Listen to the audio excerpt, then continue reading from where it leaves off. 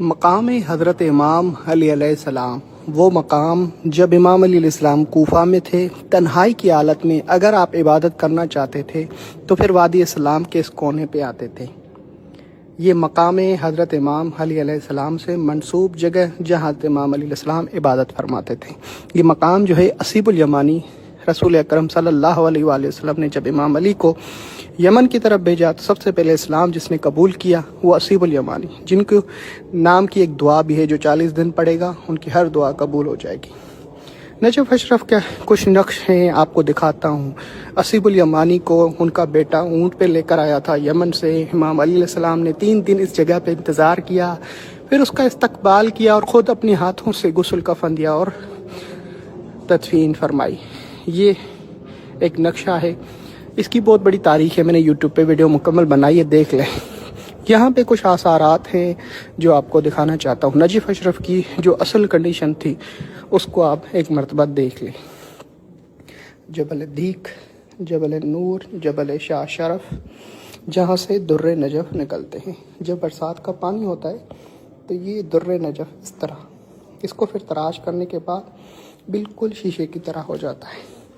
اور یہاں پہ یہ دریا بحر النجف، اور یہ پورا جو ہے نجف اشرف کا ایک پرانی قدیم جو ہے ان کی طرف سے یہ بنایا گیا ہے کہ نجف اشرف، کیونکہ عام سطح سے یہ بلند ہے، اس کی وجہ سے اس کو نجف کہا جاتا ہے۔ ماشاءاللہ۔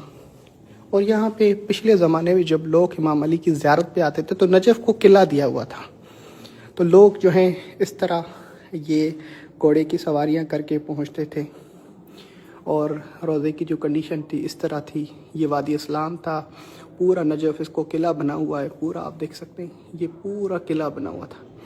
جب مولا علی علیہ السلام کے روزے پہ جاتے تھے لوگ تو سب سے پہلے اس جگہ پر جو یہ جگہ ہے یہ موقف ہوتا تھا جہاں زائرین کی خدمت کی جاتی تھی۔ یہ قافلے کی صورت میں لوگ امام علی کی زیارت پہ آتے تھے، تو یہ جگہ کیونکہ پانی کی یہاں پہ جگہ بھی موجود تھی، کنویں سے پانی نکالا جاتا تھا، کیونکہ یہاں پہ پینے کے لیے پانی فرات کا استعمال کیا جاتا تھا، یا پھر یہ کنویں ہوتے تھے۔ سامنے ایک کنواں بھی ہے، وہ کنویں کی وجہ سے یہاں پہ زیارت بھی تھی لوگوں کے لیے، آرام سے یہ بیٹھنے کی، اور جو ہے یہاں پہ وضو غسل کرنے کے بعد مولا کی زیارت پہ جاتے تھے۔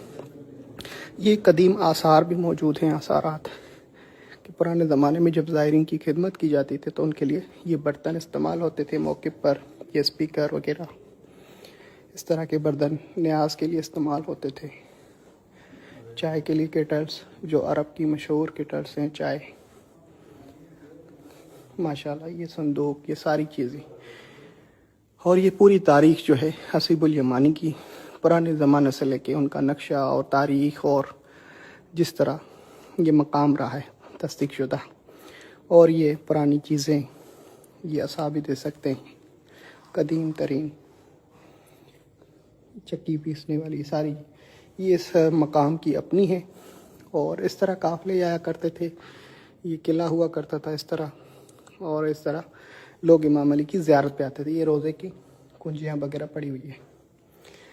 ماشاءاللہ بہت کچھ بتانے کے لیے، آپ سب کے لیے دعائیں، جب بھی امام علی کے روزے پہ آئیں تو پھر اس اسیب الیمانی صحابی جلیل قدر کے روزے پہ ضرور آئیں۔ ان کے نام پہ ایک ایسی دعا ہے رسول اکرم امام علی علیہ السلام کو ہدیہ کی تھی، اور کہا تھا یا علی اگر یہ خلوص دن 40 دن دعا پڑھی جائے تو جبل اپنے راستے چھوڑ جائے، سمندر لہریں تبدیل کر دے۔ یہ ایک ایسی دعا ہے، یہ آپ کو جو ہے جب لکھیں گے اسیب الیمانی عربی کی پیڈ پہ تو وہ آ جائے گی۔ اس ویڈیو کو ضرور شیئر کیجیے گا۔ میں آپ کے ساتھ شاکر علی نجفی، نجف اشرف امام علی کے روزے کے سامنے ان کا روزہ سلام کرے صحابی جلیل قدر پر۔ سبحان اللہ، سبحان اللہ۔